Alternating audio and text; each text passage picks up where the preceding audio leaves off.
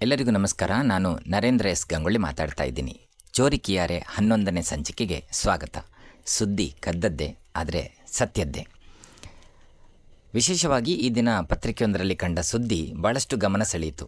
ವಿಶೇಷವಾಗಿ ಬೆಂಗಳೂರು ನಗರದಲ್ಲಿ ಗಾಳಿ ಮತ್ತು ಮಳೆಗೆ ಸಾವಿರಾರು ಮರಗಳು ಬೀಳ್ತಾ ಇರುವಂಥ ಹಿನ್ನೆಲೆಯಲ್ಲಿ ನಗರದಲ್ಲಿನ ಸುಮಾರು 1500 ಮರಗಳ ಆರೋಗ್ಯವನ್ನು ಜರ್ಮನ್ ತಂತ್ರಜ್ಞಾನದೊಂದಿಗೆ ಪರೀಕ್ಷೆ ನಡೆಸಲಿಕ್ಕಾಗಿ GBAಗೆ ನಗರದ ರಾಷ್ಟ್ರೀಯ ಮರ ವಿಜ್ಞಾನ ಮತ್ತು ತಂತ್ರಜ್ಞಾನ ಸಂಸ್ಥೆ ಅಂದರೆ institute of wood and science technology ಬರೋಬ್ಬರಿ 4.45 ಕೋಟಿ ರೂಪಾಯಿ ವೆಚ್ಚದ ಪ್ರಸ್ತಾವನೆಯನ್ನು ಸಲ್ಲಿಸಿದಂತೆ.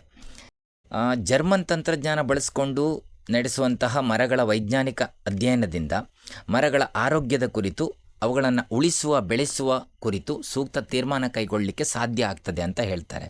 ಏನಿದು ಈ ಜರ್ಮನ್ ತಂತ್ರಜ್ಞಾನ ಅಂತ ಕೇಳಿದರೆ, ಈ ಒಂದು ತಂತ್ರಜ್ಞಾನದ ಮೂಲಕ ಮರಗಳನ್ನು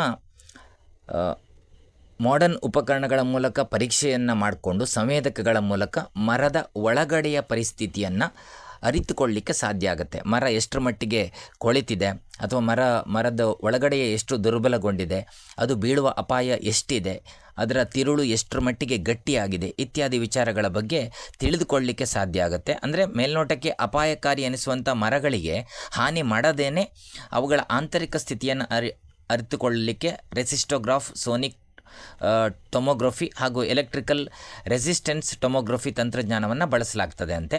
ಇದರಿಂದ ಮರದ ಬಗ್ಗೆ ನಿಖರವಾಗಿ ಒಂದು ಅಧ್ಯಯನವನ್ನು ನಡೆಸಲಿಕ್ಕೆ ಅಥವಾ ಅದರ ಬಗ್ಗೆ ತಿಳಿದುಕೊಳ್ಳಲಿಕ್ಕೆ ಸಾಧ್ಯ ಆಗ್ತದೆ ಅಂತ ಉಪ ಅರಣ್ಯ ಸಂರಕ್ಷಣಾಧಿಕಾರಿ ಸುದರ್ಶನ್ ಅವರು ತಿಳಿಸಿದ್ದಾರೆ. ಈಗಾಗಲೇ 5 ನಗರ ಪಾಲಿಕೆಗಳ ವ್ಯಾಪ್ತಿಯಲ್ಲಿ ತಲಾ 300 ಮರಗಳಂತೆ ಆಯ್ದ 1500 ಮರಗಳ ಪರೀಕ್ಷೆಯನ್ನು ನಡೆಸಲಿಕ್ಕೆ ಪ್ರಸ್ತಾವನೆಯನ್ನು ಸಲ್ಲಿಸಲಾಗಿದೆ. ಆದರೆ ಮರಗಳ ಪರೀಕ್ಷೆಗೆ ಆಗುವ ವೆಚ್ಚ ಏನಿದೆ ಅದು ಬಹಳಷ್ಟು ದುಬಾರಿಯಾಗಿದೆ. ಹಾಗಾಗಿ ಅದನ್ನು ಗಣನೀಯವಾಗಿ ಕಡಿಮೆ ಮಾಡಬೇಕು ಅಂತ ಕೋರಲಾಗಿದೆ ಮತ್ತು ಆ ಬಗೆಗೆ ಆಯಾ ಪಾಲಿಕೆಗಳೇ ಸೂಕ್ತ ಡಿಸಿಷನನ್ನು ತಗೊಳ್ತವೆ ಅಂತ ಅವರು ಹೇಳಿದ್ದಾರೆ ಅನ್ನೋದು ಇದೆಲ್ಲ ಸುದ್ದಿ. ಅಂದಹಾಗೆ ಪ್ರತಿಯ ಒಂದು ಮರದ ಸಮೀಕ್ಷೆಗೆ 30,000 ರೂಪಾಯಿ ವೆಚ್ಚ ಆಗ್ತದೆ ಅಂತ ಹೇಳ್ತಾ ಇದ್ದಾರೆ. ಬಹುಶಃ 30,000 ವೆಚ್ಚ ಯಾವ ರೀತಿಯಲ್ಲಿ ಆಗಬಹುದು ಅಂತಂದರೆ, ತಜ್ಞರ ಭೇಟಿ, ಉಪಕರಣಗಳ ಬಳಕೆ, ಡಾಟಾ ಸಂಗ್ರಹಣೆ, ಅದರ ವಿಶ್ಲೇಷಣೆ, ಹಾಗೆ 3D ರೀತಿಯ ವರದಿಯನ್ನು ಸಲ್ಲಿಕೆ ಮಾಡುವಂಥದ್ದು, ಪಯಣ ಮತ್ತು ಆಡಳಿತ ವೆಚ್ಚ ಇತ್ಯಾದಿ ವಿಚಾರಗಳನ್ನು ಒಳಗೊಂಡಿರಬಹುದು. ಅದೇನೇ ಇದ್ದರೂ ಒಂದು ಮರಕ್ಕೆ 30,000 ಅನ್ನುವಂಥದ್ದು ಬಹಳ ಜಾಸ್ತಿ ಆಯಿತು ಅಂತ ಆರೋಪಗಳು ಕೇಳಿ ಬರ್ತಾಯಿವೆ. ಒಟ್ಟಾರೆಯಾಗಿ 4.25 ಕೋಟಿ ವೆಚ್ಚದಲ್ಲಿ ಈ ಒಂದು ಜರ್ಮನ್ ಟೆಕ್ನಾಲಜಿಯನ್ನು ಬಳಸಿಕೊಂಡು ಮರಗಳ ಆರೋಗ್ಯವನ್ನು ಚೆಕ್ ಮಾಡಲಿಕ್ಕೆ ಹೊರಟಿದ್ದಾರೆ. ಜನ ಕೇಳ್ತಾ ಇರೋದು ಇಷ್ಟೇ, ಮರಗಳ ಆರೋಗ್ಯ ಅಧ್ಯಯನದ ಹೆಸರಿನಲ್ಲಿ ಯಾರ್ಯಾರ ಆರೋಗ್ಯ, ಧನಾರೋಗ್ಯ ಎಷ್ಟೆಷ್ಟು ಇಂಪ್ರೂವ್ ಆಗ್ತದೋ ಗೊತ್ತಿಲ್ಲ ಅನ್ನೋದು ಸಾರ್ವಜನಿಕರ ಒಂದು ತಕರಾರು.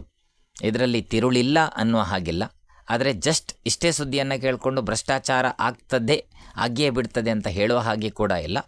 ಎನಿವೆ, ಒಳ್ಳೆಯದಾಗಲಿ. ಆದರೆ ಇದರ ಅವಶ್ಯಕತೆ ಎಷ್ಟು ಎನ್ನುವುದನ್ನು ಸ್ವಲ್ಪ ಪರಾಮರ್ಶಿಸಲಿ ಅನ್ನೋದು ನಮ್ಮೆಲ್ಲರ ಆಶಯ.